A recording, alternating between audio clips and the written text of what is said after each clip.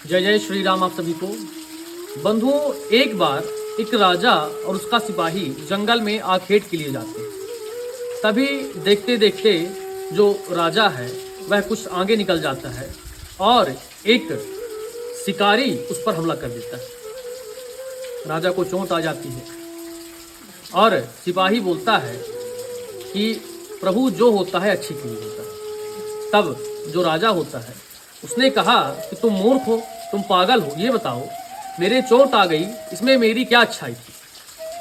सिपाही को राजा ने उस राज्य से निकाल दिया और बोला तुम यहाँ से चले जाओ। कुछ समय बाद फिर से राजा जंगल में आखेट के लिए जाता है और बहुत आगे निकल जाने पर देखता है कि कुछ जो जंगल के कोल भील जो थे उन्होंने राजा को पकड़ लिया। पकड़कर और कोल भीलों की यह तमन्ना थी कि कोई एक ऐसी बलि मिले जो माता को अर्पित की जाए। राजा को पकड़ के बंदी बना लिया गया और जैसे ही राजा को बलि देने की प्रक्रिया शुरू हुई तो वह देखा गया कि बलि कहीं से कटी फटी तो नहीं है, क्योंकि कटी फटी बलि माता को अर्पित नहीं की जाती थी। तब उन्होंने देखा कि राजा की उंगली कटी हुई थी।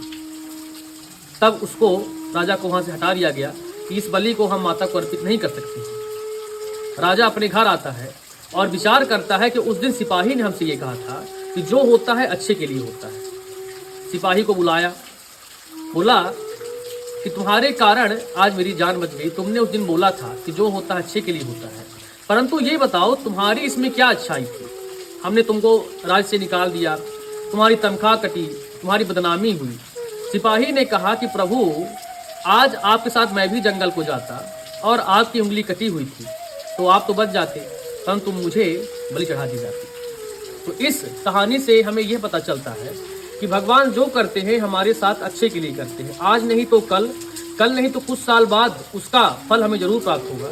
तो जो होता है अच्छे के लिए होता है। मन में विश्वास कर जीवन में आगे बढ़ते चलिए। हरे कृष्ण।